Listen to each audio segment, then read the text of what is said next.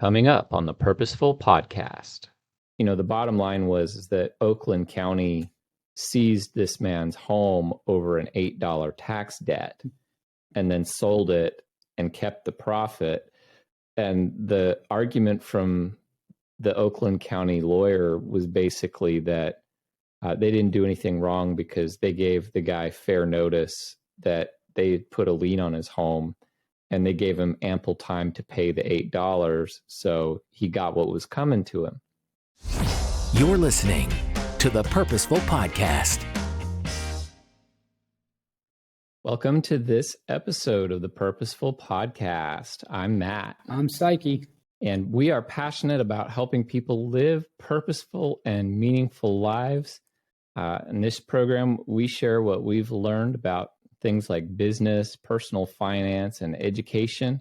And our goal is to empower you to reach a level of financial security that allows you to pursue the things that matter most. On today's episode, we are going to talk about a number of wonderful things. So among those, we do a couple of regular segments, including the Giving Back segment. This week, I'm going to be highlighting a local foster care advocate. We have our savings hack, and I know Saki's got a good one lined up for us there. I'm going to keep that secret. And then we're going to talk this week about an interesting thing that a lot of states actually are allowed to do, and that is to seize your home if you are behind on your property taxes and actually sell that at a profit, which is kind of crazy. So we're going to get into that. We're going to talk about the concept of restitution. And, it's a fact that some folks get behind and they accumulate fees and interest and penalties and things of that nature. And they can get so far behind that they lose any kind of hope or incentive for getting out from underneath what they've created for themselves. So we want to talk about that. We want to talk a little bit about some ideas of how we can maybe provide incentives to help people get back on their feet. And then finally, we're going to talk some about current events today. Obviously, a big day with the Fed raising interest rates. So that's our program, and we'll get started just as soon as we get back from the intro. You're listening to the Purposeful Podcast with Matt Fiebig and Saki Filios.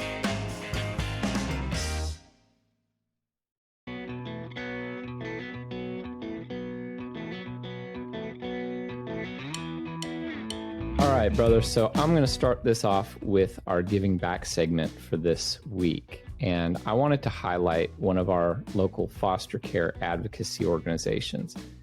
They're called the Gulf Coast Foster Bridge. Now, I'm sure that a lot of communities have similar programs. So if you're listening or watching and you're interested in this sort of thing, I definitely would encourage you to do some research and find your local organizations, because you're going to make the biggest difference and the biggest impact right there in your local community.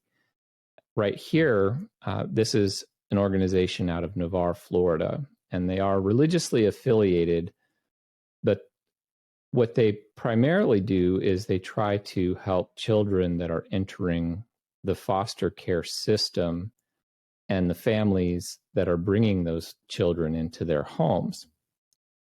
A lot of times, and I didn't know this before I looked into it, but what happens is when the courts decide to remove children from their families, a lot of times what will happen is the Department of Children and Families will actually show up at the child's school or their daycare or whatnot and pick the kid up from there. And then they'll take those children to the foster families. So the Foster Bridge and similar organizations, what they do is they try to provide resources for those families to provide the immediate needs of these kids. Amazingly enough, I mean, if you think about it, if you're bringing a child directly from school or daycare, they only have what's on their back and what they have with them at the time. So maybe a backpack. So they don't have clothes, they don't have a place to sleep. If they're infants, they may not have diapers or formula or anything like that. So these places, a lot of them, what they do is they keep a warehouse. And the Gulf Coast Foster Bridge has a warehouse where they collect donations over time of both, monetary donations, but also donations of things like clothes, baby rockers, bikes, blankets, all kinds of stuff. Food. I mean, food is a big one. A lot of times it's nice to be able to have some frozen meals that you can just hand to these families and send them home so they don't have to figure out how to come up with dinner on the night that the foster kids are coming into the home. So organizations like this really make a big difference because the families themselves that are volunteering to foster these children are obviously accepting a sizable burden in doing so. And organizations like this just try to make the ease of the transition easier and take a little bit of that burden off of the foster families themselves initially, and hopefully also make things a little easier on the kids. I mean, you can imagine what a nightmare it is to be pulled out of your home and what you know and what you're used to and your routine, and to be taken to strangers, and so it's difficult enough on the kids. It's difficult on the foster families. The whole process is tough. And organizations like these make a big difference in the community by helping to make that process smoother and a little easier. So the organization again here is the Gulf Coast Foster Bridge, and kudos to them.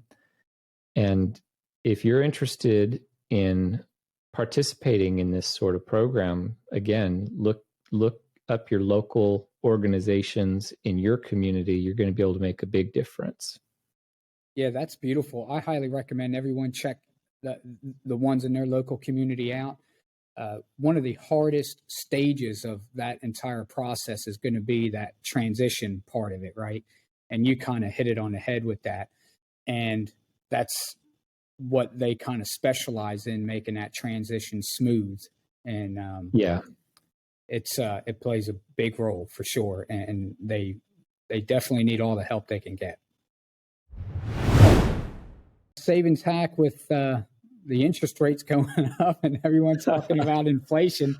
I'm going back to food, which is a need a lot of us spend a lot of money on. So this week we're going to highlight bringing your food with you to work. Read several reports lately that have come out that say government reports from the Bureau of Statistics that says the average household spends around $3,000 a year. So say around $300 a month, $250, $300 a month on eating out. So bringing your lunch with you to work is a big part of that. Obviously eating out at restaurants is a big part of that as well. But that's one of them costs we can control. With food prices going so high, you can make a difference. I mean, think about that. $300 a month, just say, what's that? $75 a week on a 4-week month. And that I would see people spending anywhere from $50 to $100 a week eating out, because you're talking at least $10 a day if you're for lunch. And then, of course, you've got the Starbucks latte in the morning. You've got the vending machine in the afternoon for that afternoon snack. So who knows how high that gets up to. But an easy way to find more money at the end of the month in your budget is to just bring your lunch to work. Make it at home. Absolutely.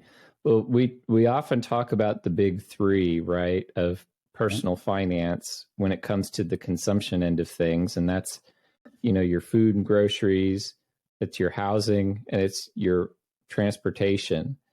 And, so whenever you're looking for a way to save, those three areas are always good areas to look. But man, you hit it absolutely on the head with the food, because I mean, $10 for lunch, it's hard to get $10 for lunch anymore. Yeah. You can easily blow past that number anymore. And then, like you said, if you have a cup of coffee in the morning, especially if it's Starbucks or something like that, you can easily find yourself, down $20 before you ever make it home for dinner. And that's assuming you don't stop someplace on the way home. Yep. Well, that's exactly right. And also pay attention to what you're consuming. I have an extensive background in a service industry, right, in terms of skilled trades. So I've been around a lot of people that are in a work van going from job site to job site. And it's easy to develop some bad habits when you work like that. And I know that from personal experience because I developed bad habits. And I've seen people that I've worked with, colleagues, in between jobs, they're stopping at a convenience store, 2 or 3 times by lunch, on the way to their job. The first job, they're getting a drink and who knows, I don't know, a snack, a muffin or something. And then they're stopping and they're getting chocolate. And then they're stopping and they're getting potato chips. Well, by the time lunch has come, they've spent $10 already and actually really have consumed nothing of nutritional value. So it's good to pay attention to what you're consuming as well, besides just how much you're spending. Yeah, that's true. The fact of the matter is that you're deciding beforehand what you're going to consume and how much you're going to consume and how much you're willing to spend on what you consume. And planning is good. I'll just summarize it that way. Planning is good.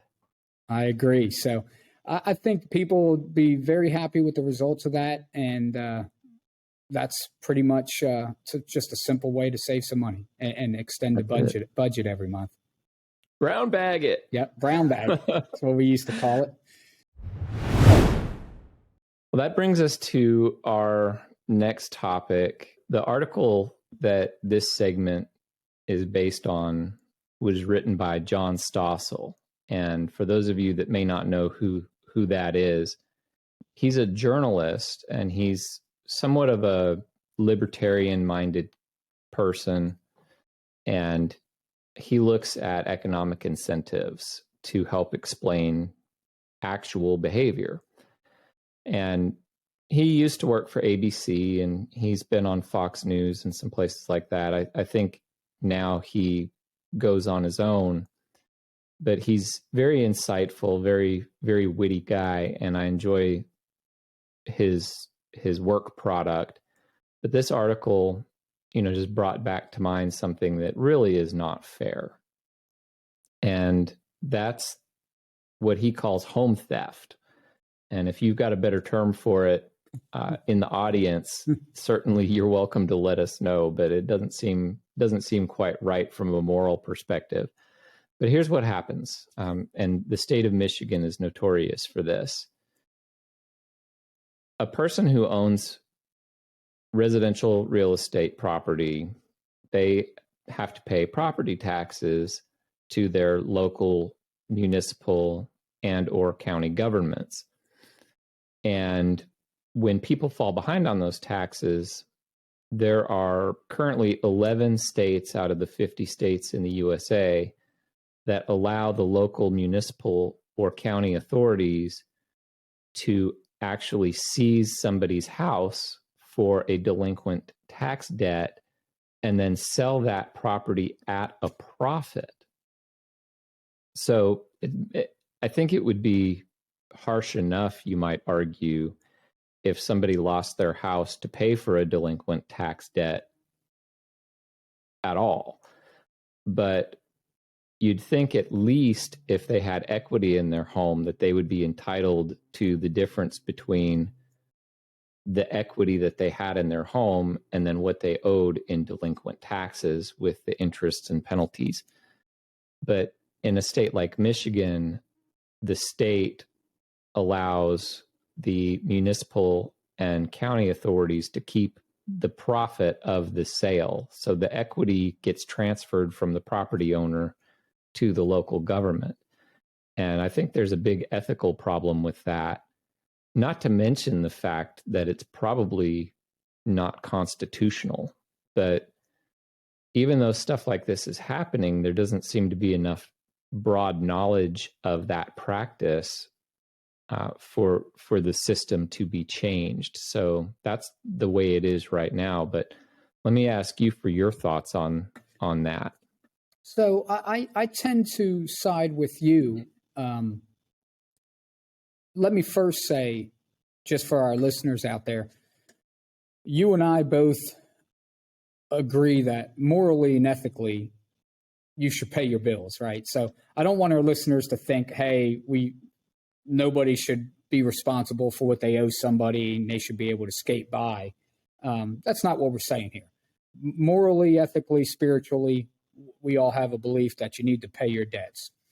But there's going to be times where something like that happens, and there has to be a better alternative than a government seizing your property, especially for a debt that is 0.0001% of the value of something potentially.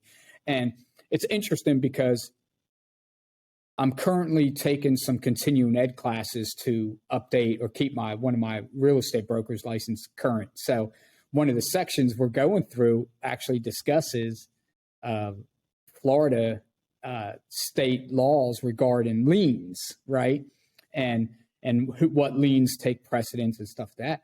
And local county liens was one of the topics, and for failure to pay or back property taxes. So there's got to be a better way to do that.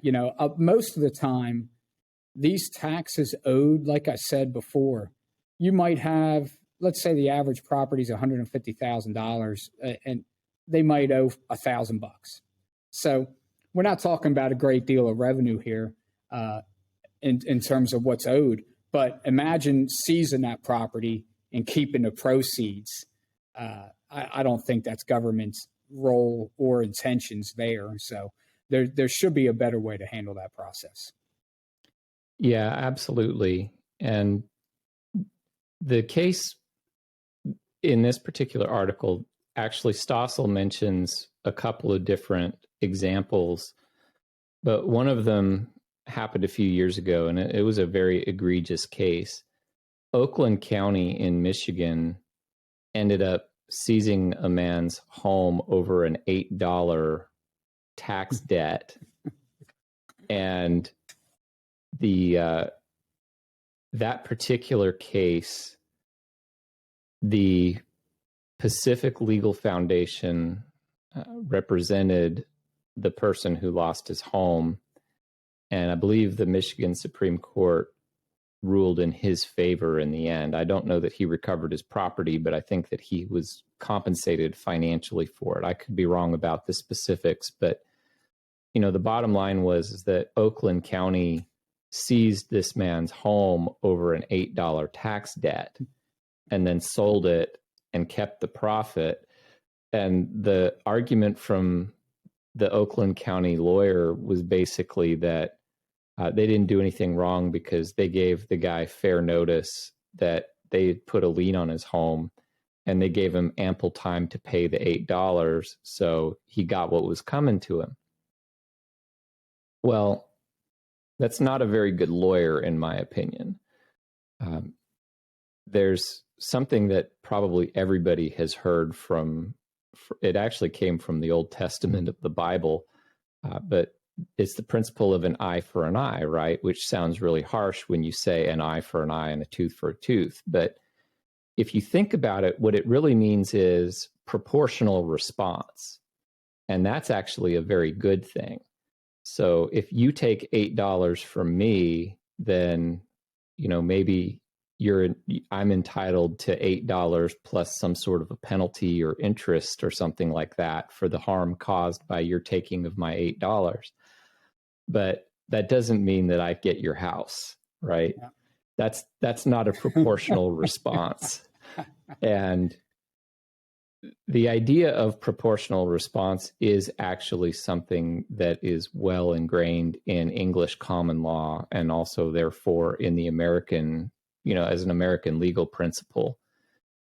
And that's one of the big reasons why I just can't see this as being right or fair in any way. That, it would be one thing if somebody owed, let's say, a $900 delinquent tax debt, and that debt went uncollected for a period of time. Well, what would be an appropriate response to that?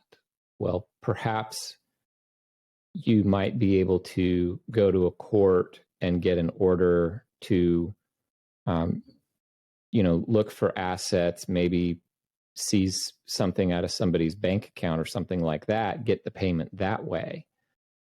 In debt collection, that's a lot of times what will happen is the creditor that's owed the money will go to a court and say, look, they owe the money, they're not paying it. Can we get an order that allows us to put a hold on their bank account? Or can we get an order that allows us to put a lien on some property that they may have? So like if they sell their car or they sell their house, then we'll get paid. Those are things that are conventional responses. And those kinds of things make more sense to me because they're not disproportional. The person who owes the money eventually is compelled to pay it if they can. Whereas in this situation, what these states are doing is completely, I think, unethical, because the article, for example, speaks about another person who had, I believe, $285,000 of equity, and it was a $900 tax debt.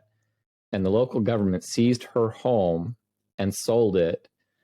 And then they justified it by saying, well, we didn't keep the profit. What we did is we seized the home and then we transferred the title to a local community organization. And then they sold it and kept the profit, but they were using the profits for community revitalization and that sort of thing. So Stossel looked into it, and when he was told that was the case, the lawyer he was talking to from the Pacific Legal Foundation said, well, the problem with this is that the government people are buddy-buddy with the people who are running this organization. And Stossel asks, well, how do you know this? And the attorney replied, well, the organization is run by the city administrator and the mayor.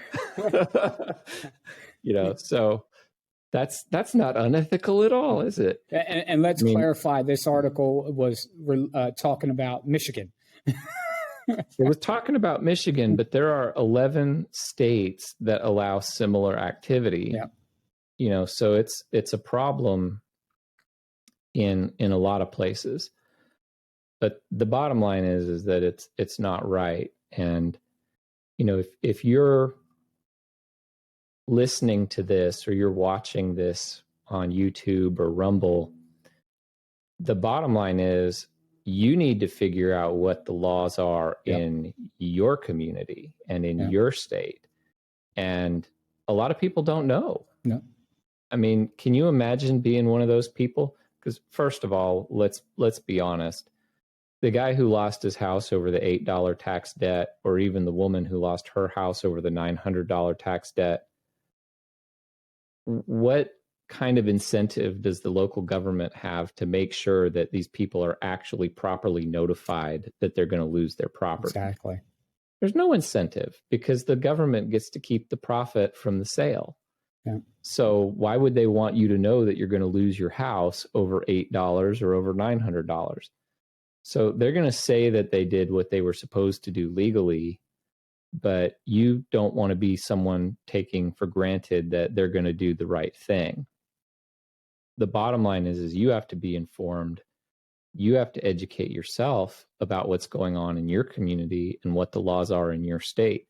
Because I'll tell you what, they vary significantly from state to state. Some states have what they call castle doctrines. And it basically means, you're the king of the castle. You can protect yourself in your home, but you also have very strong homestead rights where creditors and even the state doesn't have the ability to seize your property from you if that's your homestead, if that's where you live and reside. Other states, they don't have those kinds of protections at all. And then obviously you look at someone who lives in a state like Michigan, and I think Massachusetts is another one that's pretty bad, you can lose everything over virtually nothing. Yeah. And so you don't want to do that. Yeah. So that's one of the direction I was going to go to in response to what you were talking about. The state of Florida, one of the reasons why I continue to live here is it does have strong homestead rights, right? So it's very important that our listeners and everybody actually understands and researches what the laws of their state are. A large percentage, I've read some studies before, a large percentage of these past due property tax deed sale, as you will, or tax certificates, as some counties call them, are due to the result of either death or divorce. And think about that, death or divorce. So you're going through a grieving process as a family, and more than likely an ownership change. And when we say the county or the local government has to notify you, that doesn't mean you have to, and granted, I'm speaking locally, things vary by county, so this may not apply to everywhere. But in a lot of cases, this doesn't mean they have to send you certified mail, or they have to send a sheriff to your door to actually get you to sign off on something that you received this. So a lot of times what public notice is, or notifying you, is public notice. It's, hey, we're going to find some obscure newspaper and take out a classified ad for 7 days, and we're going to put it in there that we're trying to find you because you owe back property taxes. And a lot of times that's all their requirement is. And that's just not sufficient. So when you notice that and learn that death and divorce, and then what they actually are required to do by law to notify you, what those standards are, it becomes a little more appalling and disgusting, really, what they do. The next topic that we wanted to discuss is actually somewhat similar, because you're talking about delinquent tax debts. Well, local governments can hit people with all kinds of tickets and fees and penalty payments and stuff like that related to different sorts of behavior. In fact, that's a very common way of trying to discourage bad behavior. So, for example, before the show, you and I were talking about a case where the state of Florida, I think this is fairly common, that someone can lose their driver's license or have it suspended because they're either doing something that they're not supposed to be doing, or they're not doing something that they should be doing. And so in this case, I think we were talking about child support being overdue. And so the person who's behind on their child support loses their driver's license. And the issue, of course, is that if someone is doing something they shouldn't be doing, or if they're not fulfilling their obligations, then there probably should be some kind of a consequence to deter the bad behavior. But the problem is that doesn't work for everybody, right? Yeah. And this became an issue that I learned a lot about. In a particular case, at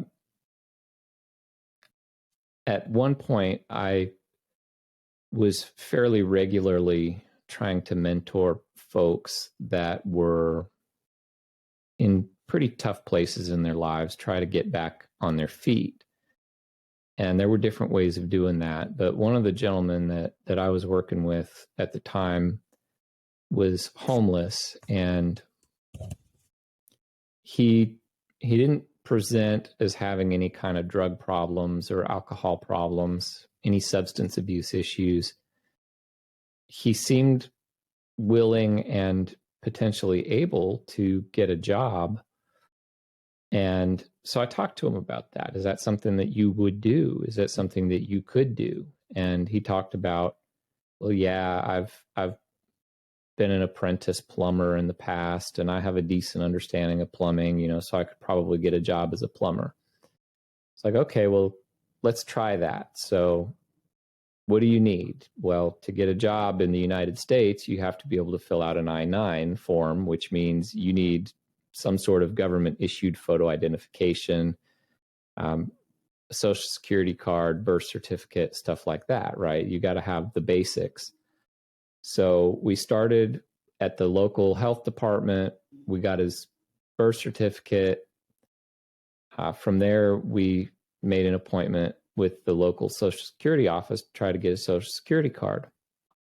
Well, about that time, he stopped answering my calls and texts. He had a little disposable phone. It's like at any given time, if he didn't have enough minutes, he might go rogue for a few days or a week or so. But it got to a point where I kind of felt like maybe he was avoiding me. So just so happened that I ran into him in person, and I told him I was concerned that he was avoiding me. And he said, oh, no. So anyway, we made another appointment, and he blew me off again. And I finally told him, look, man, just be honest. What's going on? And he said, well, I've been homeless for so long that I have probably somewhere like $14,000 or $15,000 in tickets and fees and interest that I owe from, loitering or being in a park after dark or any of this other stuff, and so the cops are all the time giving me tickets and telling me to get out of wherever it is that I am.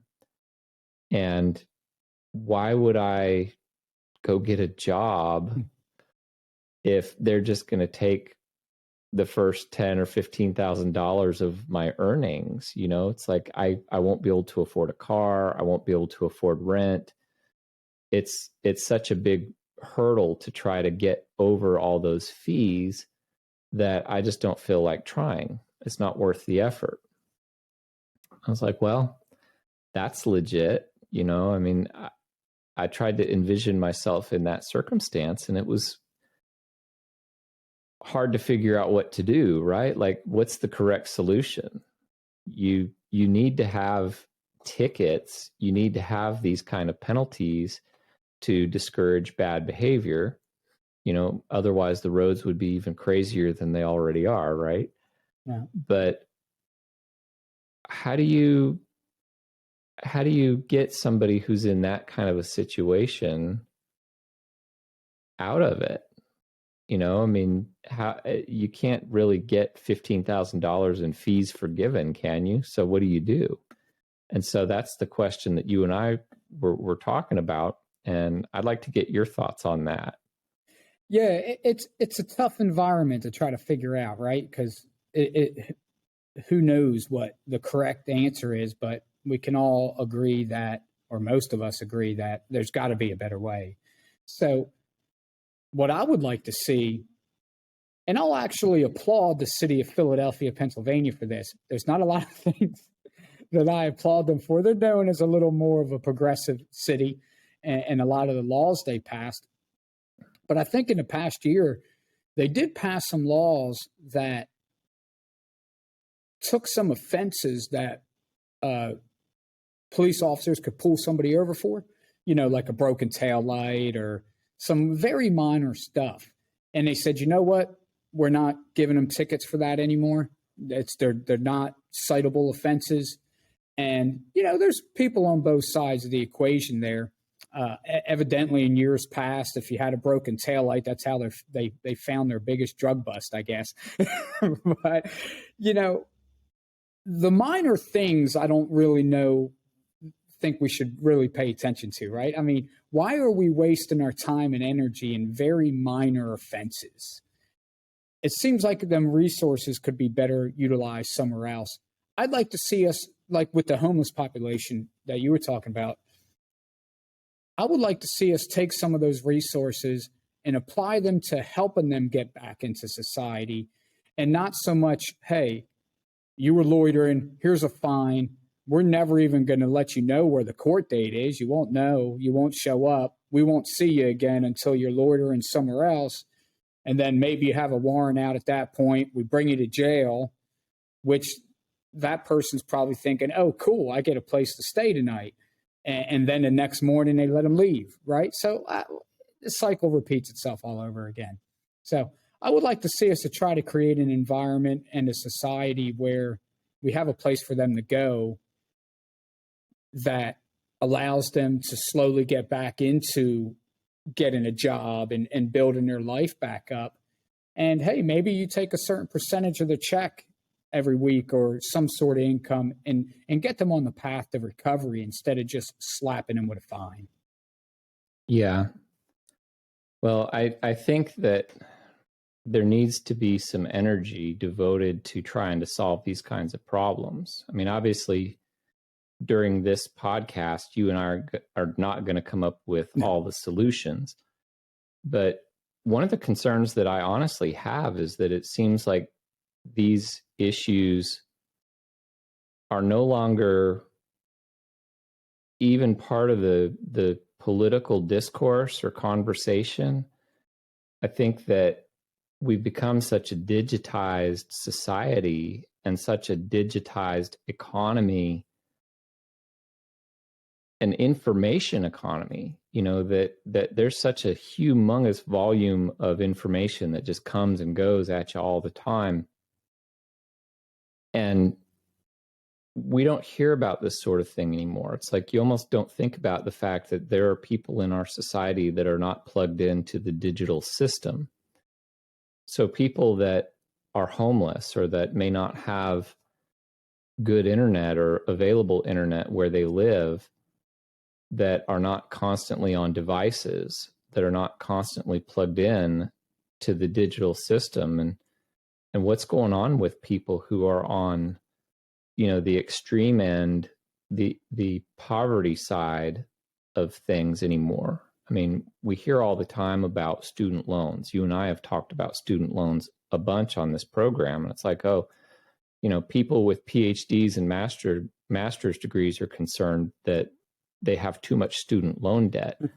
Well, these people they have problems and they're legit problems, but they're on the other side of the spectrum, right? On the income spectrum. A lot of these people make 6 figures or more every year. Yeah. We're talking about people that don't have anything or don't have very much. And I can tell you, this is an absolute fact. The less you have, the harder it is to accumulate more. Going from 0 to something is much, much harder than going from 1 million to 2 million. Yeah. I mean, that's just the fact. Yeah. When you have resources, it's easier to accumulate greater resources. So I think that we need to be, from a policy perspective, from an economic perspective, and from, what's decent societally, we need to be looking at how to help people who have nothing get out of that circumstance, especially if they're willing to change their behavior. Obviously, some people are where they are because of choices that they've made. Now, even in that context, you might look and say, well, a great proportion of people who are homeless suffer from some sort of mental illness or mental disability. Well, it's really not right as a society that we throw those people out on the street either, right? So that's a different kind of problem. But there are people who are at the extreme low end of the spectrum, and maybe they need a mentor. Maybe they need a hand up. Maybe they need someone to teach them how to act, how to behave, how to hold a job, how to acquire a skill to kind of get the ball rolling in the right direction. And I say all that to go back to this previous example that I was giving you, the fellow who was $15,000 in the hole. It's hard enough when you're at 0 to get something. Yeah. But when you're $15,000 under 0, think of how much harder it is even than that. And so I think that it would be worthwhile to devote some thought to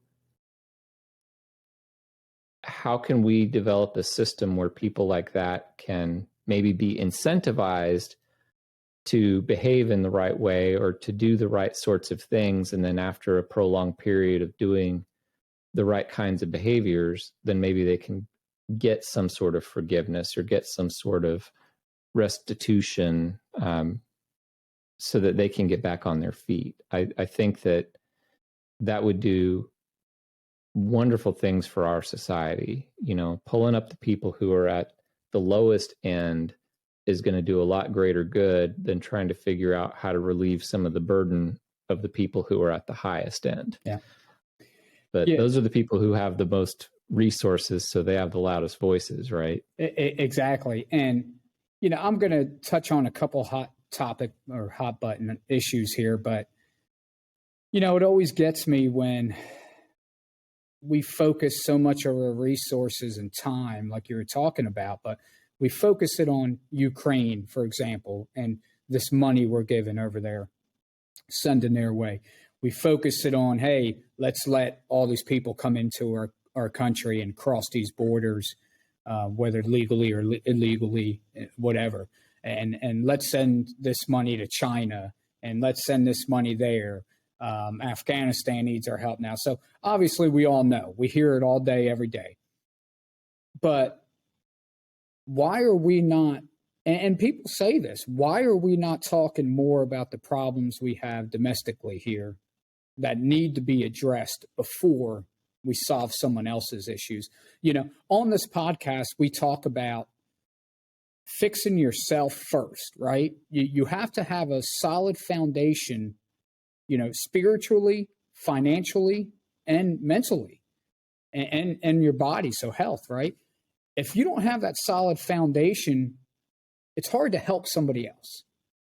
It's hard to help somebody else when you're not in a position where you can give that help. And it's kind of what we do as a country. We help everybody else and kind of ignore our foundational issues.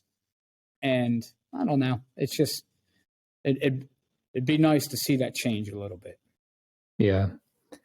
Well, it's tough in the current environment, right? Because like I said, the digital age, we have this volume after volume after volume of information that we're kind of it's almost like being in the ocean, right? And just wave after wave pummeling you, and it can feel overwhelming.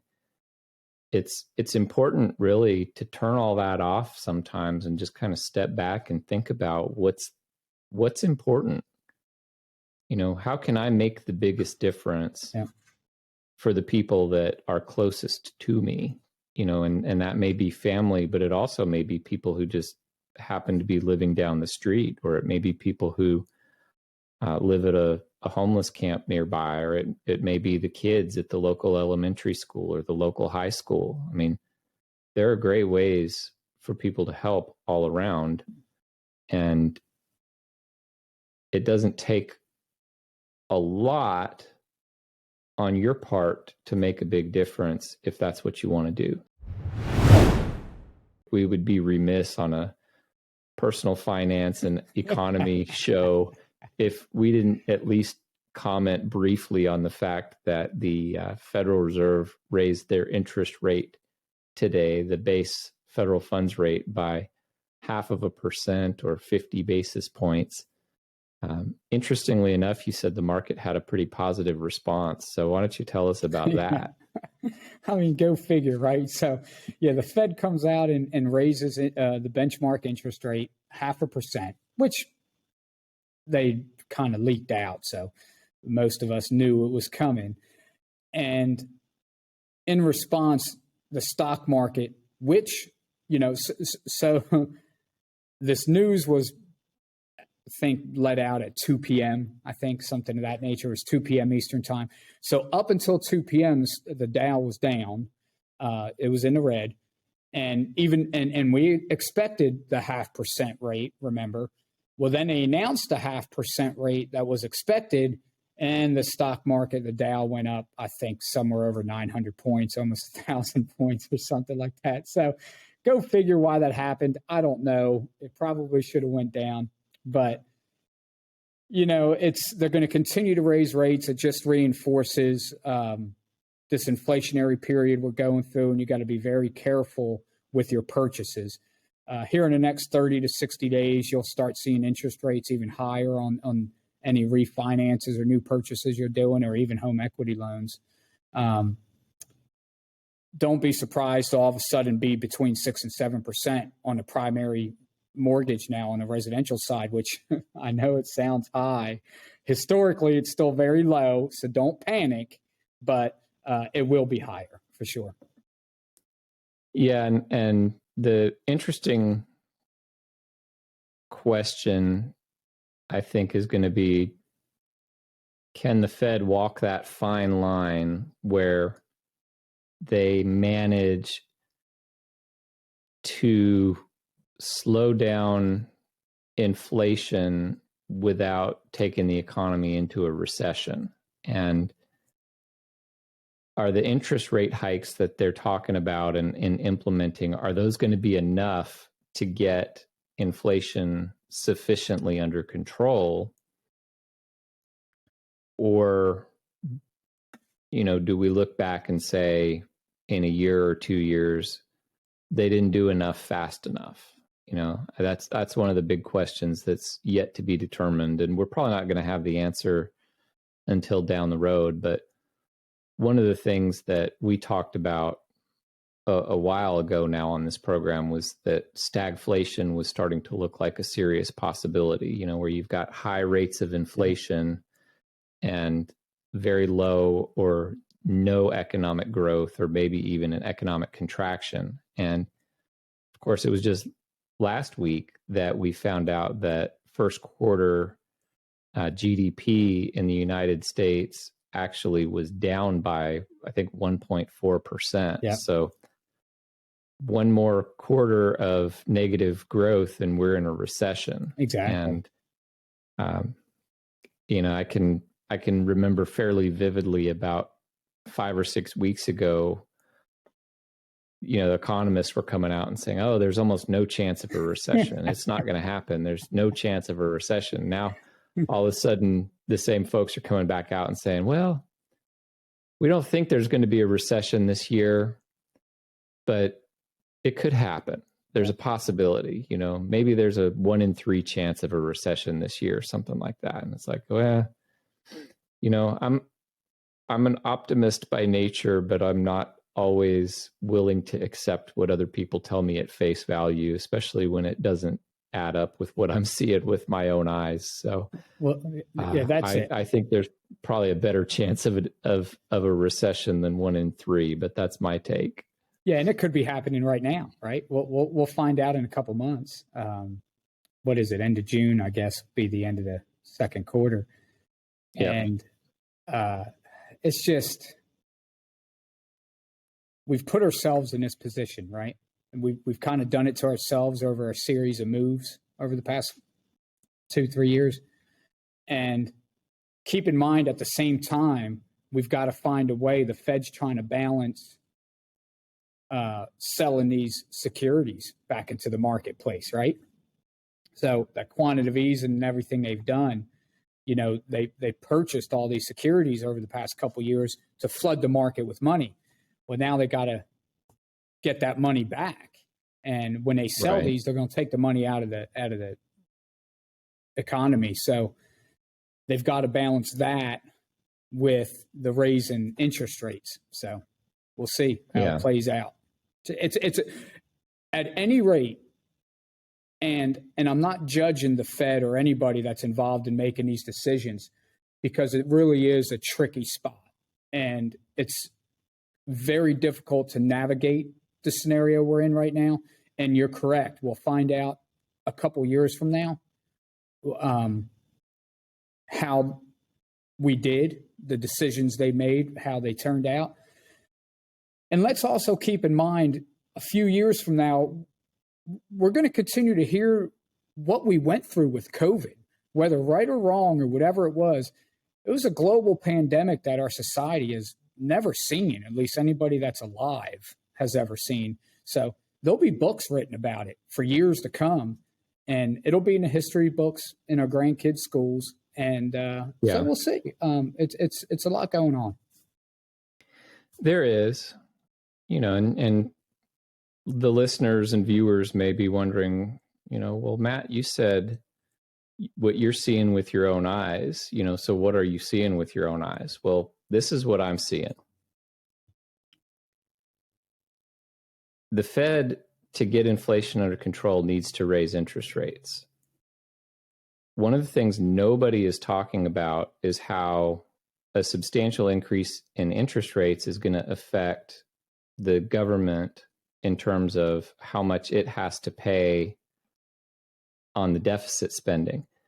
The government has been borrowing, $1 trillion, $2 trillion a year above and beyond tax receipts in order to fund the government spending. I mean, it's been obscene how much has been spent in the last couple of years. And all of that debt's going to have to be paid back. Well, when you're borrowing at 0.25% or 1% or whatever, you're talking a completely different story than if you got to pay back that debt at 4% or at 6% or at 8%. And so I think that there's actually an upper limit of how high the Fed can go with interest rates, because the government is as of yet showing no signs that it is interested in reining in spending. So as long as the government is going to spend at extremely high deficits of $1 or $2 trillion a year or more, I think there's going to be some pressure on the Fed to continue to keep interest rates lower than they otherwise might, because otherwise the government's not going to be able to finance the debt as easily. So I think that's one big factor. And I think another factor is that, you and I talked about this a little bit before the show, but the president has announced that he's going to try to balance the budget. He's not talking about reducing spending, so that means only one thing, right? He's going to try to raise taxes. Yeah. And Senator Joe Manchin of West Virginia has heretofore shown himself unwilling to vote for ridiculous spending bills above and beyond the normal ridiculous federal budget. But one thing he does seem keen on is raising taxes. And my personal position is raising taxes right now is probably not going to be a super beneficial thing for the economy. I think that if you want to guarantee a recession, go ahead and jack up taxes right now, because it'll happen. I think the headwinds are already out there, and you kind of see different things on the horizon that, well, if this happens or if that happens, then, we might have some poor economic results. Well, that's what I'm seeing. So keep your eyes on that. See if the Fed is really going to aggressively tackle inflation or not with interest rate hikes, and keep your eyes open for potential tax increases. Because I'll tell you what, it's May 2022 as we're recording this. Midterm elections are happening in November. We're 6 months away from the midterms. Right now, the Democrat Party has the majority in the House of Representatives. They functionally have a majority in the Senate, and obviously they have the White House. So if they're going to pass any sort of a tax increase, it's going to happen in the next 6 months. So keep your eyes open on that. Yeah. With that, definitely. I'll pass it back to you and see if you have any final thoughts. No, it's going to be something interesting to keep our eye on. The government, contrary to popular thoughts, hello, Daisy. Welcome back. The government does not make money, right? They don't generate revenue. The government gets all their revenue from the taxpayers. So the only way they can increase revenue is by increasing taxes. And this administration has made it pretty clear that they're not going to work on their expense side of the balance sheet. And that's just obviously not part of our fundamental principles and what we preach to all of our listeners. So, I don't have high hopes for it. It usually only ends up one way when you only focus on your income side and just let your expense side go wherever it goes. So we'll see, but it has a low percentage chance of being successful. Yeah, I agree. I mean, when the last president to have a balanced budget, if I'm not mistaken, that was Bill Clinton. Yeah. So you and I were both children when that happened. And there are a good number of folks watching or listening right now that weren't even born yet. Exactly. The last time the U.S. had a balanced budget. So we're getting old. The hope that it's going to be around the corner is pretty slender as far as I'm concerned. But anyway, I think that's a good place to wrap up the show. Yeah. Thank you for hanging in there with us. If you're watching us on YouTube or Rumble, please subscribe to our channels. You can find us at Convergent Digital Media. If you're listening to this podcast, please subscribe on your favorite directory, especially if you're listening to us on Apple or Google or Spotify. And give us a 5-star review if you like what you hear. You can find us on Facebook at Convergent Digital Media. And of course, if you have any feedback, if you have any ideas, if there's anything that you'd like to hear us talk about on the show, you can reach us at the Purposeful Podcast at convergentdigitalmedia.com. We'd love to hear from you, so please do that. For now, we thank you, we appreciate you, and we'll see you next time on the Purposeful Podcast. Thanks for listening to the Purposeful Podcast with Matt Fiebig and Saki Filios. We hope you enjoyed this episode. Make sure to join us on Locals at thepurposefulpodcast.locals.com. And find us on YouTube and Rumble by searching for The Purposeful Podcast. If you like this podcast, don't forget to rate and review. This has been a production of Convergent Digital Media. Visit convergentdigitalmedia.com for more info. Thanks again for listening to The Purposeful Podcast.